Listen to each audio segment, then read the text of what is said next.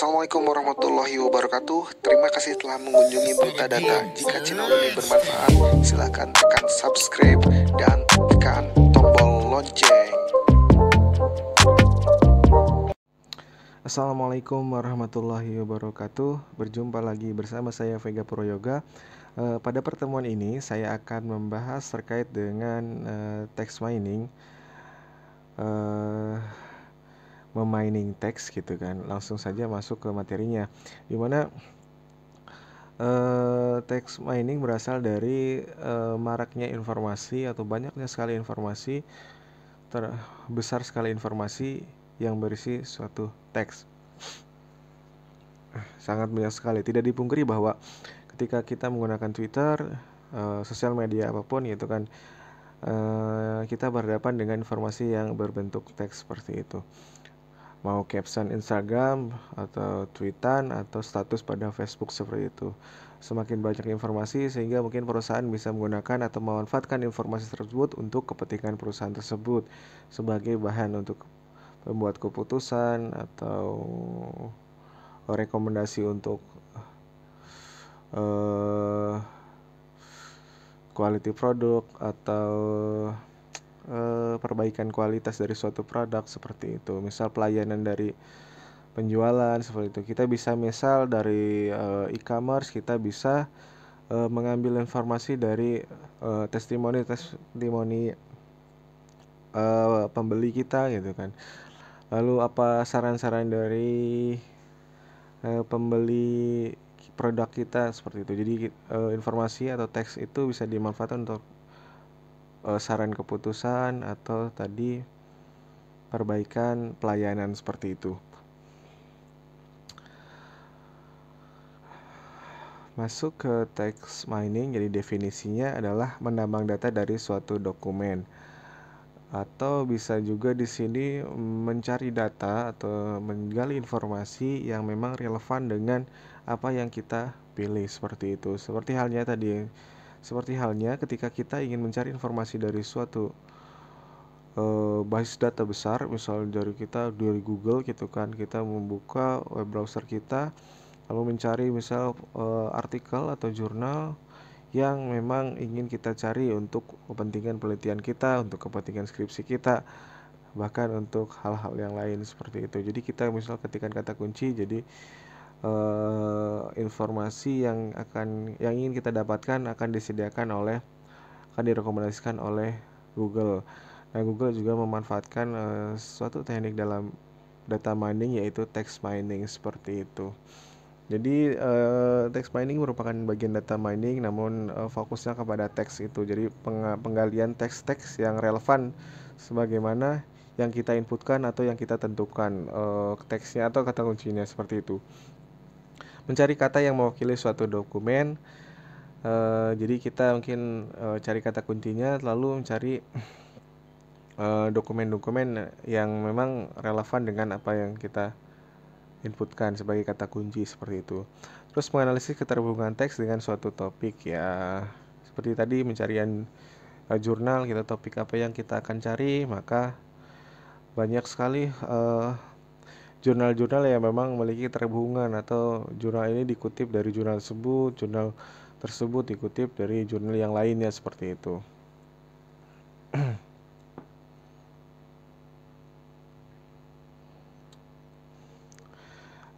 Terus ada tahapan text mining. Jadi seperti halnya memining suatu data, kita butuhan tahapan atau algoritma.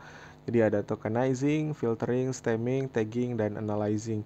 Jadi ada 5 komponen utama atau 5 proses utama dalam text mining. Dalam ini ada tokenizing, filtering, stemming, tagging, dan analyzing. Kita jelaskan bagaimana per tahapannya gitu. Jadi misal kita memiliki suatu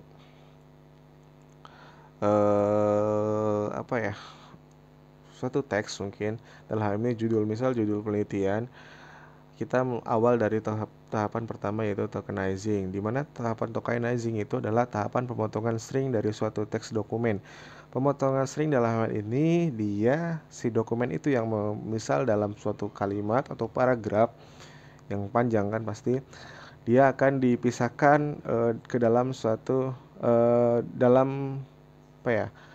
Jadi dia dipisahkan secara per kata. Jadi misal di sini adalah sistem informasi akademik berbasis web dengan menggunakan metode waterfall.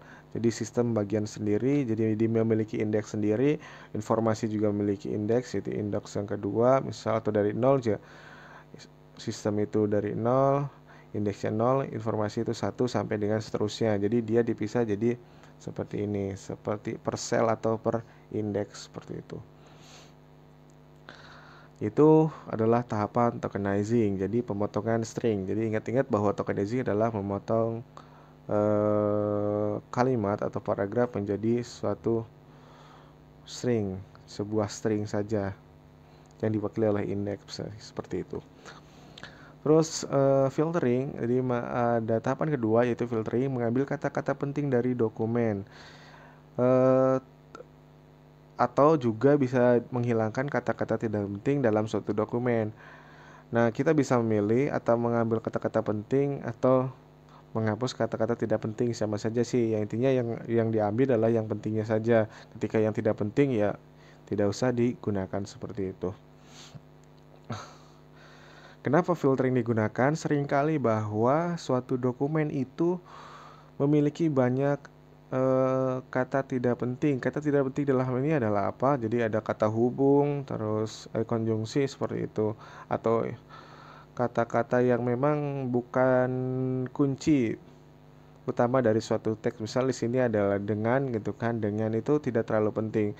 Karena itu ketika banyak sekali kata-kata tidak penting dalam suatu dokumen, maka akan mempengaruhi proses analisisnya. Analisis makin berat, tapi si kata-kata konjungsi seperti itu, kata hubung itu tidak terlalu berpengaruh kepada analisis, bahkan mempengaruhi kinerja suatu algoritma atau metode seperti itu. Jadi memperberat kinerjanya, namun sesungguhnya itu tidak penting, sehingga bisa disederhanakan lagi untuk mempermudah. Jadi untuk mempercepat kinerja algoritma, mempermudah juga proses analisisnya seperti itu. Jadi di sini sistem informasi akademik itu penting ya, yang di sini yang dengan yang tidak penting, sehingga dengan bisa dihapuskan atau dihilangkan dengan cara mungkin di sini ada algoritma stop list seperti itu. Ya otomatis sih di sini word list atau stop list itu bisa digunakan secara bersamaan ya. Ketika kita mengambil data yang penting, pasti otomatis yang tidak penting kan kita nggak ambil seperti itu. Di sini ada stemming, terus di sini stemming itu adalah pengembalian kata yang berimbuhan ke kata dasar seperti itu. Di sini misal apa di sini contohnya adalah menggunakan, kita kembalikan ke guna seperti itu. Jadi kata dasarnya adalah guna seperti itu. Dalam text mining kita membutuhkan suatu korpus apa ya? Jadi penyimpanan yang memang penyimpanan untuk mendukung proses filtering, mendukung proses stemming. Jadi misal ada kumpulan-kumpulan kata yang berimbuhan dengan kata dasarnya apa. Jadi ketika kita menemukan kata-kata yang berimbuhan, maka kita akan replace atau kita ganti dengan dibalikan atau diganti atau dikembalikan lagi ke bentuk dasar yang tidak berimbuhan seperti itu. Ini juga berbasis, mungkin basis juga bisa di replace seperti itu. Tagging, jadi tagging di sini tahapan keempat ya. Jadi tagging ini sebenarnya pilihan. Jadi ketika kita menggunakan bahasa Indonesia atau ya bahasa Indonesia, maka kita tidak usah menggunakan tagging, karena tagging bisa digunakan untuk dokumen berbahasa Inggris, misal dari mungkin bentuk lampau atau bentuk future gitu kan. Jadi awalnya used, jadi use saja, jadi kembalikan seperti itu. Use menggunakan D gitu kan, tidak menggunakan ed seperti itu. Yaitu tagging. Jadi fokus untuk bahasa Inggris seperti itu. Sedangkan untuk bahasa Indonesia tidak usah dilakukan atau tahapan tagging, bisa dilewat saja seperti itu. tahapan terakhir adalah analyzing, di mana analyzing itu proses pengukuran seberapa dekat hubungan antara kata yang berada dalam dokumen ke dalam suatu topik seperti itu. Jadi mungkin ini tahapan pamungkas dalam itu. Analyzing itu bisa digunakan dalam proses mungkin cluster, jadi pengelompokan. Jadi kita bisa gunakan teknik-teknik data mining yang lain seperti cluster, mungkin klasifikasi dokumen, terus pengelompokan suatu dokumen antara dokumen satu dengan dokumen yang lainnya seperti apa gitu kan, berdasarkan nanti bobotnya seperti itu. Di sini dijelaskan adalah proses pengukuran seberapa dekat hubungan antara kata yang berada dalam dokumen ke dalam suatu topik seperti itu. Jadi kita masukkan topik, terus si sistem atau si algoritma teks mining yang diterapkan ini akan merekomendasikan memang topik-topik teks apa yang akan kita akan disajikan kepada kita seperti itu. Nah, mungkin itu untuk pertemuan ini. Langsung saja mungkin masuk implementasinya. Jadi kan tadi bagaimana cara mengukur seberapa dekat hubungan antara kata yang berada dalam dokumen dengan suatu topik itu, maka kita akan gunakan suatu algoritma untuk melakukan hal seperti itu.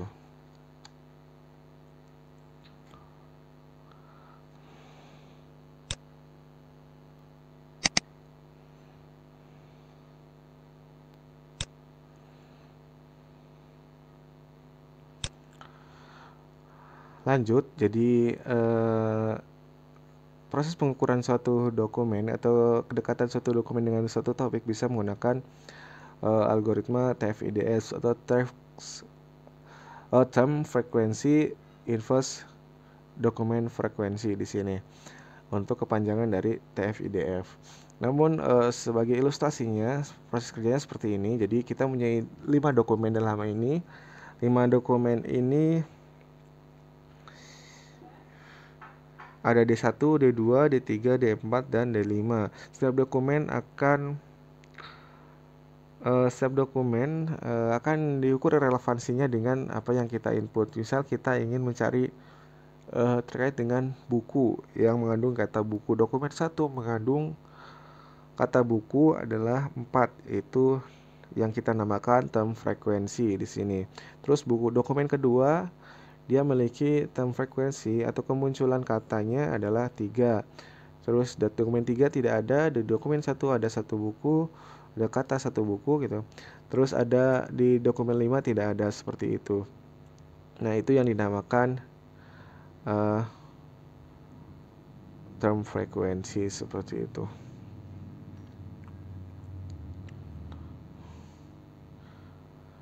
TF adalah kita jelaskan bahwa TF banyaknya kata yang dicari pada sebuah dokumen. D adalah total dokumen. DF adalah banyaknya dokumen yang mengandung kata yang dicari seperti itu. Langsung saja ini jelasan terkait dengan algoritma TF-IDF, di mana TF-IDF bukan algoritma digunakan untuk menghitung bobot. Jadi kita akan menghitung bobot. Jadi seberapa relevankah yang disajikan oleh algoritma itu terhadap apa yang kita inginkan. Di sini ada rumusnya. Jadi kita bobot itu adalah term frekuensi dikali dengan indeks dokumen frekuensi seperti itu. Dimana adalah dokumen ke D. Jadi kita mempunyai beberapa dokumen. Terus T adalah T dari kata kunci. W adalah bobot dokumen ke D terhadap kata ke T seperti itu.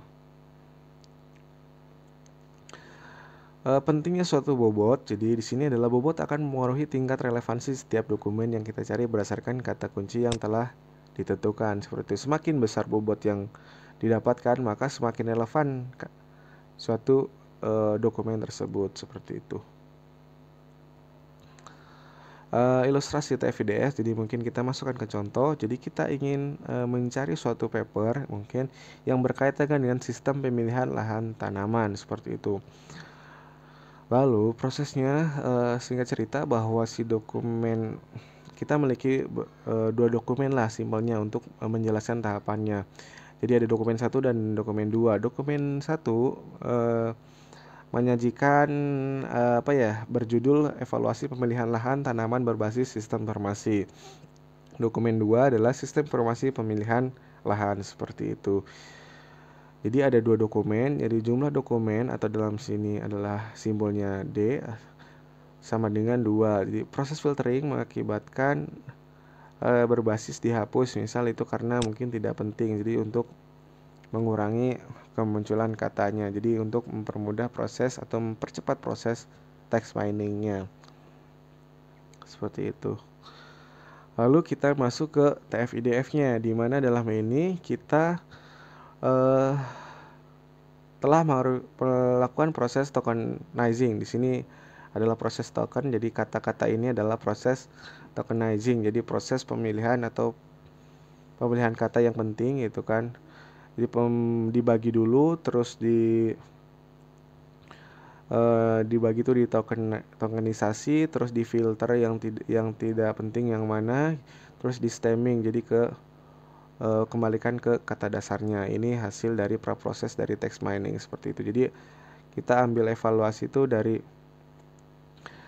dokumen